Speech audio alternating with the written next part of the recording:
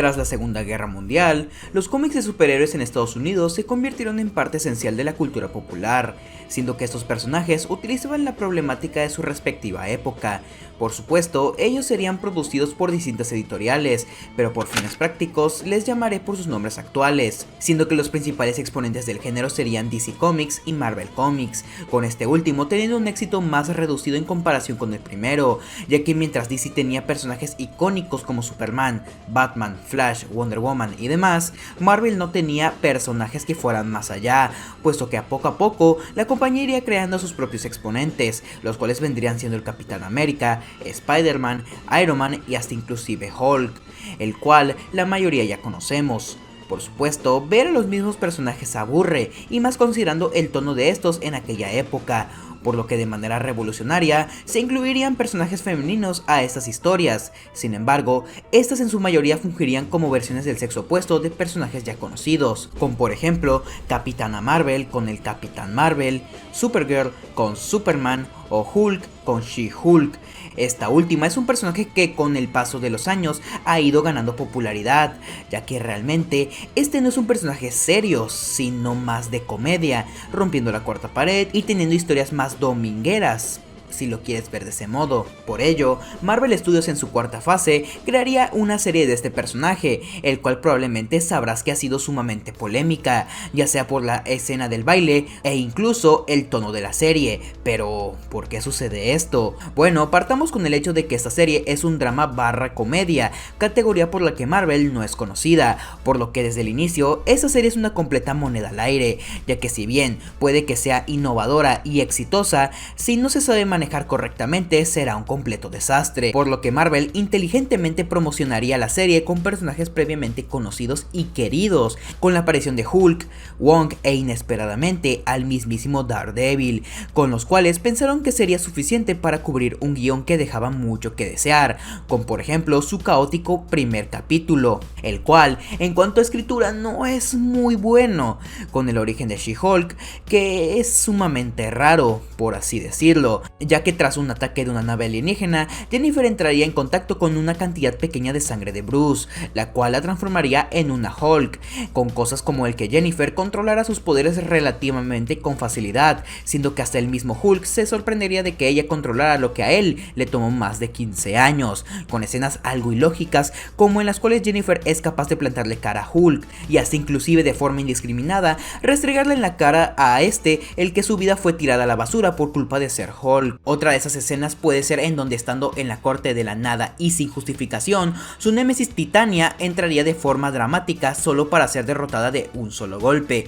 y esto es solo en su primer capítulo, con los demás siendo francamente regulares, pero con cosas interesantes, ya que un arco de la serie se enfocaría en el que sucedió con la Abominación, parte de la cual es bastante positiva, ya que este personaje había sido olvidado tras su aparición en el Increíble Hulk y su retorno en Shang-Chi, en donde solo sería un cameo. Pero volviendo a la serie, esta sería introducido como un cliente de Jennifer, la cual con su condición actual no le quedaría de otra que ser contratada en una corporación importante, pero con el detalle de tener que ser She-Hulk. Sin embargo, la aparición de la Abominación, a pesar de ser grata, bajo mi punto de vista tiene algunos problemas, como por ejemplo su actitud tan descontextualizada, siendo también el problema principal de la serie, ya que realmente no me vengo a quejar de sus chistes malos, sino del que estos están fuera de contexto y llegan al grado de rozar lo absurdo, y no en el sentido del que te partas de la risa, sino en el sentido de que realmente el mundo en el que viven los personajes del UCM no tiene ni pies ni cabeza, porque por ejemplo en la escena del juicio de Blonsky, este se transformaría en la Abominación, a lo que los jueces se sorprenderían y se pondrían a gritar del miedo, y no estaría tan mal la escena si no supiéramos el que la gente de este mundo ya pasó por el chasquido de Thanos, la invasión de Nueva York y hasta inclusive el tener que convivir con dioses con la gente de Nueva Asgard, por lo que realmente a esta escena no le veo ningún sentido, al igual que pasa con Spider-Man, ya que además de lo antes mencionado, también tenemos que tener en cuenta el que en teoría si estás juzgando a un monstruo en su propia celda, deberías de ser consciente del que podría suceder si el tipo se sale de control. Además, tienes enfrente y sin protección a alguien que se puede transformar en aquel monstruo del que temes, o sea, no manches. Volviendo al punto del inicio en donde mencioné el que Marvel utilizó los cameos como estrategia de marketing para asegurar un rating, es imposible no notar el que le salió el tiro por la culata, ya que esta serie, como muchas otras, simplemente fueron vistas por el público general y fanáticos más acérrimos por este motivo. En el caso de los espectadores casuales, para ver a personajes antiguos y queridos, y en el caso de los fanáticos, para ver qué conectes le podían hacer a la serie con producciones futuras, siendo que hasta la misma serie dice que esta no va de cameos. Sin embargo, esta peca de no ser así y realmente sostener el rating en base a aquello de lo que negaban ser. Además de sufrir una grave crisis de identidad, ya que por momentos muy puntuales esta serie es de superhéroes, en otros una de drama jurídico, e independientemente de que si te reíste o no, es una comedia. Sin embargo, esta no combina correctamente lo anterior para ser una serie asequible, ya que como ya mencioné, a veces es una cosa y luego otra, provocando así que los fanáticos vieran la serie por los motivos equivocados. Sin embargo, es innegable que los fanáticos también tienen parte de la culpa, ya que sabiendo de antemano que la serie solo tendría cameos en momentos puntuales, aún así veías a la gente criticando la serie porque no salía Daredevil en cada uno de los episodios, y es como, ¿por qué criticas a la serie porque no está un personaje que se sabe que solo es un cameo? Ya que los mismos fanáticos boicotearon a la serie por este motivo. Sin embargo, cuando salió Daredevil la gente amó el episodio y de hecho es el único con una calificación decente. También es muy difícil obviar las demás polémicas de la serie, con una en lo particular, el supuesto machismo del que sufre esta serie, ya que esta, al tener un enfoque más al público femenino, habla relativamente en contra de los hombres, tocando temas progres, como el acoso del que sufre She-Hulk, la falta de oportunidades de esta y trabajar en una nueva dependencia con la condición de ser She-Hulk, siendo un obvio paralelismo a la situación que viven muchas personas y más en lo particular las mujeres, que tienen que vestir o ser de cierta manera para poder laburar, siendo que estas subtramas fueron tachadas de ser progres y aburridas. No obstante, hay que tener en cuenta del que los cómics fueron y están hechos como modo de protesta social, con por ejemplo los X-Men siendo una minoría oprimida por las mayorías. Sin embargo, en el caso de She-Hulk, la escena más controversial fue la del perreo, de la cual hay muchas cosas que analizar, y es que gracias a esta, la serie fragmentó a su audiencia en dos, la que apoyaba esta escena y tachaba a los que no de misóginos, utilizando el ejemplo de Tobey Maguire en Spider-Man 3 y el del Barón Zemo en Falcon and the Winter Soldier, y el segundo grupo utilizaba el argumento del que el otro segmento eran solo progres y ya, siendo que realmente ambos grupos se equivocan, ya que hablando de las escenas de Tobey y Zemo, tenemos que recordar que la primera no fue amada, sino al contrario, fue una de las más criticadas por ser ridícula, pero el que ahora sea amada no tiene otra respuesta del que sencillamente la escena se volvió un meme clásico de internet,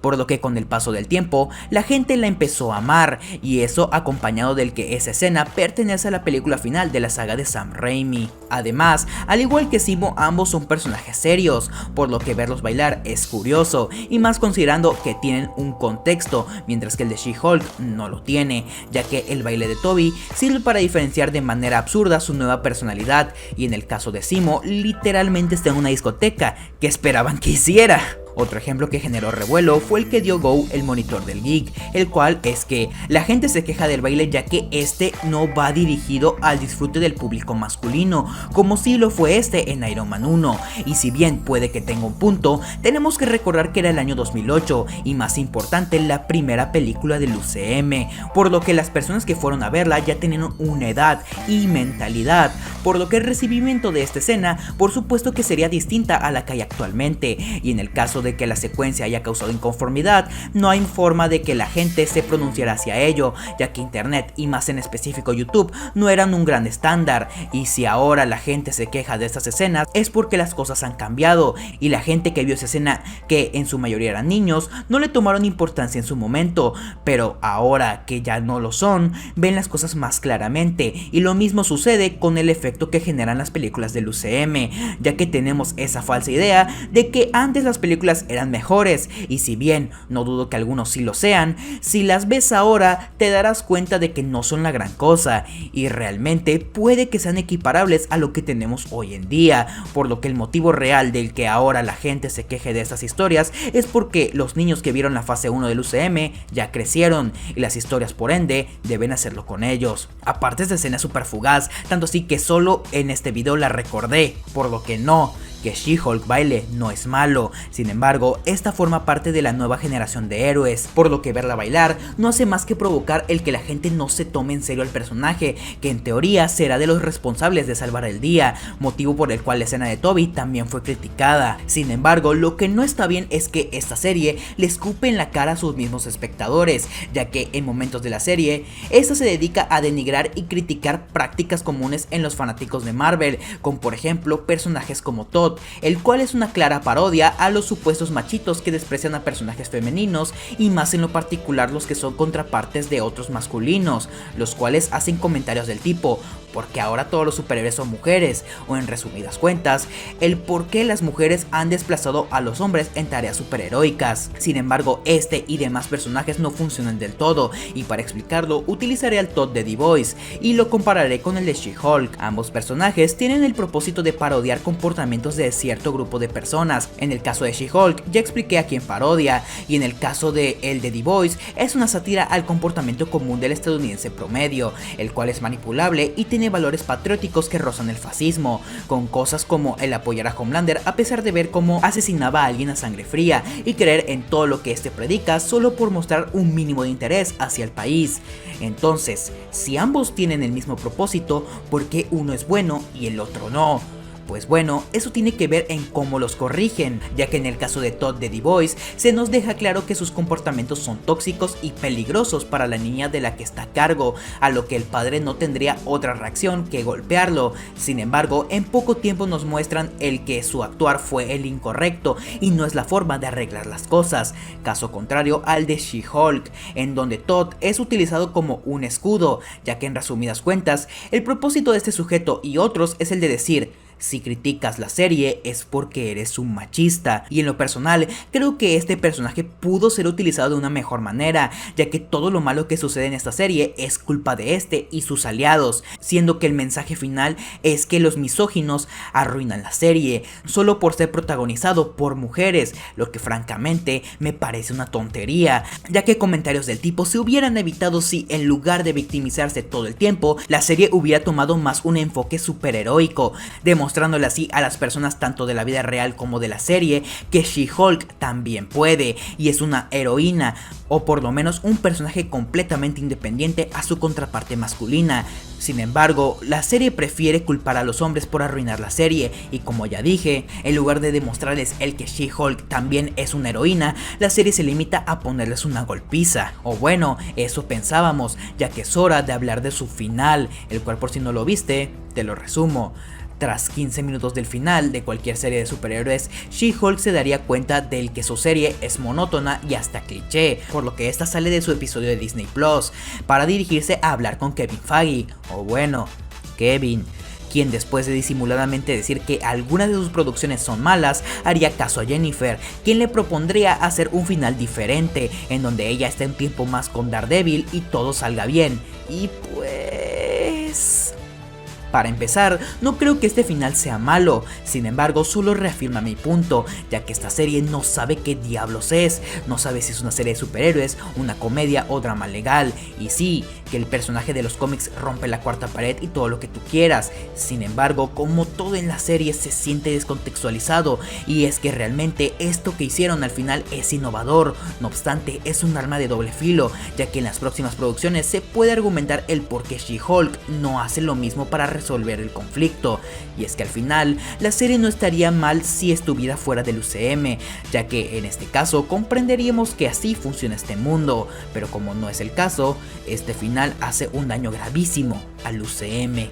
además del hecho de que el final juntó todo en uno para finalizarlo, ya que como no supieron qué hacer con los personajes secundarios como Hulk, hicieron lo que hicieron, con por ejemplo la horrible introducción del hijo de Hulk, quien a pesar de ser un personaje importante para próximas producciones, solo sale en 10 míseros segundos, los cuales en lugar de darnos una buena impresión, solo causó revuelo por su diseño, por lo que en conclusión, si me preguntaran a mí si esta serie es mala, yo contestaría sin lugar a dudas un rotundo no, ya que de hecho me gustó, ya que es entretenida, no obstante peca de ser vendida como algo que no es, provocando así que fuera vista por los motivos equivocados. Finalmente, me gustaría agregar algunas cosas, ya que si has estado pendiente de esta serie, sabrás que me salté una de sus más grandes polémicas, el CGI, pero esto tiene un porqué, y es que realmente no quise ver el lado técnico de la serie, porque no soy la persona más calificada para hablar de este tema, además de que quise dar un enfoque más del lado narrativo, dando mi opinión como alguien que conoce al personaje por apariciones secundarias. Ahora sí, sin nada más que decir, yo me despido y nos estaremos viendo en el próximo video. Bye.